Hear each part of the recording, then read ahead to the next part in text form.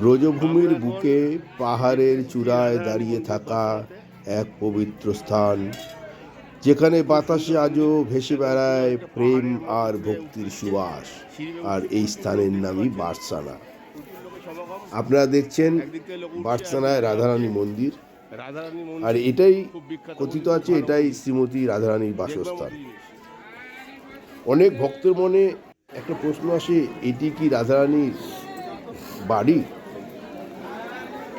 শাস্ত্র বৈষ্ণব বিশ্বাস অনুযায়ী বার্সানায় শ্রীমতী রাধারানীর জন্মস্থান। এখানে তার পিতা বৃষভানু মহারাজ এবং মাতা কীর্তিদা দেবীর সঙ্গে রাধারানী কাটিয়েছেন তার শৈশবকাল। যে পাহাড়ের চূড়ায় আজ শ্রীজি মন্দির দাঁড়িয়ে আছে তাকে বলা হয় ব্রহ্মাঞ্চল বা বার্সানাগিরি। ভক্তদের বিশ্বাস এই স্থানেই ছিল রাধারানীর পিতৃগৃহ।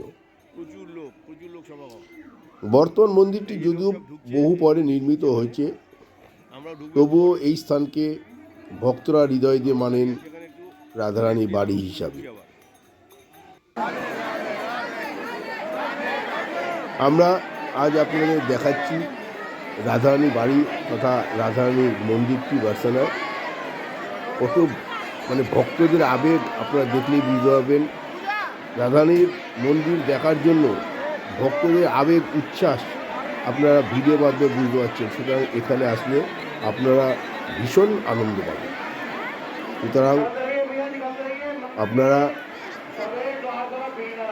বৃন্দাবনে যখন যাবেন অবশ্যই রাধারানী মন্দিরটি খুব সুন্দরভাবে দর্শন করবেন।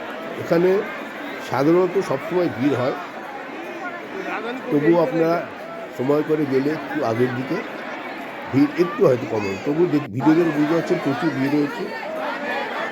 তো আমি আপনাদের যতটা সম্ভব হয়েছে ভিডিও করা খুবই অসুবিধা, এত ভিডিও করা যাচ্ছে না, তবু যত সম্ভব হয়েছে আমি ভিডিও করেছি। আপনারা ভিডিওটি দেখে বুঝতে পারবেন কত সুন্দর রাধারানী মন্দির। আর ভিডিওটা যদি আপনার ভালো লাগে আপনারা অবশ্যই শেয়ার করবেন এবং সাবস্ক্রাইব করুন। এই পরবর্তী সময় আবার যখন এরকম ভালো ভিডিও বানাবো আপনাদের মাঝখানে শেয়ার করব। একবার সবাই বলুন রাধে রাধে, জয় রাধারানীর জয়। তো আপনারা একবার অবশ্যই গিয়ে বৃন্দাবনে রাধারানী মন্দির দর্শন করে আসুন, সত্যি খুব ভালো লাগবে। মনে এত আনন্দ নিয়ে ফিরবেন যেটা দীর্ঘদিন আপনার স্মৃতিকোঠায় মজুদ থাকবে। ধন্যবাদ।